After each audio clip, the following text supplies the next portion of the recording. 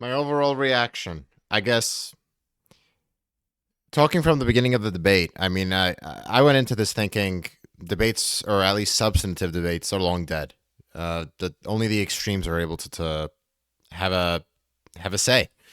Funny enough, I mean, I think centrism actually showed itself a lot more than I expected to. I'm coming from a mentality of a debate where the topic of discussion was how big a certain candidate's hands were versus the next. I mean, I was hoping it was anything but that, but it ended up being more substantive than I hoped. Now, not as much substance as I would have liked was discussed, but we got to see a lot of personalities. That's what the debates have really turned into, a show of personalities. Going down the list, at least I'll try to do this from memory here. Asa Hutchinson seems like a mellow, common sense guy. Sure, he kept on highlighting his head of the DEA experience, but I mean, he did distinguish himself as the most anti-Trump candidate. Uh, nothing more beyond that. I didn't come out with any sort of solid steps he'll take for the country. I don't doubt his patriotism, but there was nothing there that distinguished him enough. Like, for example, Ramaswamy stopping funding to Ukraine and taking other pretty radical measures when compared to the rest. Burgum actually, I think, did a lot for himself in terms of making himself more recognizable, uh, more name recognition. He really marketed himself as the small town guy, but I mean, I think he botched it at the end. He failed to deliver an effective and passionate closing statement, something that I think every candidate had more than enough notice or expectation to prepare for. It wasn't something that really hinged on the debate itself or any of the topics covered. So that was, I think, a very big shortcoming on Burgum's part. Haley, now she was great. I mean, she seemed tough when she needed to be, substantive when she needed to be, experienced when she needed to be. What confused me a little was why she kept on being referred to as governor. I thought ambassador was the go-to. Anyways, Haley didn't seem extreme, really, on any position. I think all the candidates really hammered home the two genders thing, and maybe a little too much, but I don't think there's any disagreement there amongst candidates. Ramaswamy. Ramaswamy was, in his closing statement, the candidate I wish we saw all debate long, but we didn't. We saw an energetic and daring candidate, but not presidential. I wouldn't want somebody as rash and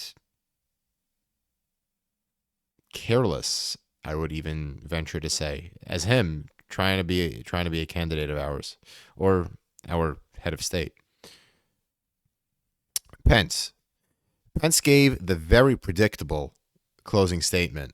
And the reason why I fall back on that first is because, I mean, this is an instant reaction here. So when Pence gave that God is everything, religion, religion, religion, I mean, that's what he's there for. Everything before that, he was pretty relatable. I mean, I sort of wish he gave us some more insight. What would have been really nice retail politicking is if he saved some sort of juicy story on what happened January 6th today. But I mean, Pence was actually better than I thought he would have been. I thought he would have just been this mellow kind of guy, sort of like when Trump had that Oval Office meeting and Pence just sat there in silence the whole time. Th- that's the impression I have of him as a figure, and he didn't come off as that tonight. He came off with more energy than I thought, and more. How do I want to say it? Relatability, real guyism, something like that. Someone you can relate with. When it comes to Tim Scott, I think could have offered so much more substance. He's somebody who hesitates to criticize Trump, and I think has a good shot in being of significance in this race. What that means, I don't know, but of significance for sure. I don't think it was a lack of talking time. I just think it was a lack of charisma on his part, and he did speak well in terms of how he was raised, the vision of the American dream and how it related to him. Very important elements that he did hit on, but not charismatic, and that's what's needed when it's a mishmash of personalities. Going back to the other South Carolinian, Haley was the only one, to my surprise, that attacked the moderators. Given the leaked memo of DeSantis, I thought that would be top of line for a lot of these folk. And memo or not, I thought it would become standard practice post Trump days when he started doing that a couple of cycles back. Transitioning to DeSantis. DeSantis was, I mean, I hate to say it, a copy and paste. I'm not going to quote the New York Times book review where they claim it's written by some sort of, where DeSantis is narrated by ChatGPT or something of the like. He's not. I mean, I've seen it. Like I said in my instant commentary prior, now I see what the pundits say when DeSantis lacks the retail chops. I truly do think so. Governor Christie, he came out, and it's a personality that I think a lot of people are welcome to. Yes, he stands up for himself. He's tough when needs to be. He doesn't mind talking someone down when they step on his toes. Sure. But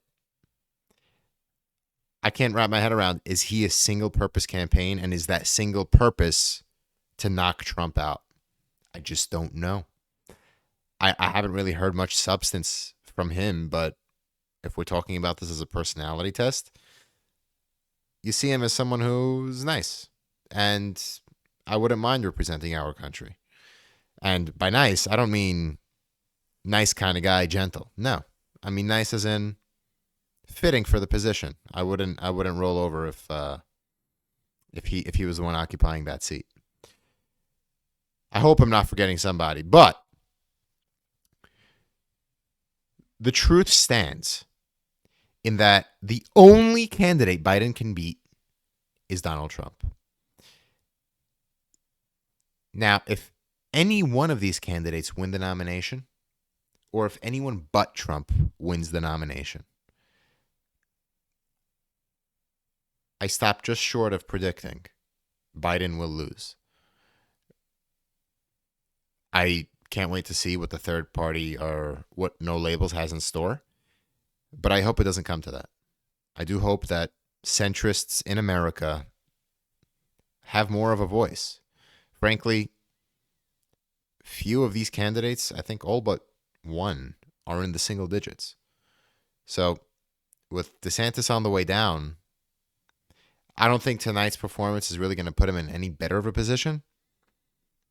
Maybe somewhere down the line there'll be a rally behind DeSantis because he's our only shot of taking Trump down. Just like there was with Biden and Super Tuesday when Bernie Sanders was poised to take the nomination. I hope centrists have more of a say than they are lining up to have. So with that, God bless America, and promote centrism, guys. I mean, what we saw tonight was a mixture of a mess, a mixture of personalities vying for attention. I don't know how many of which actually want to be our next commander-in-chief. They definitely want something. How many want to be our next commander-in-chief? I'll leave that up to you guys. Keep learning, keep questioning. I look forward to your comments. I'll see you at the next one.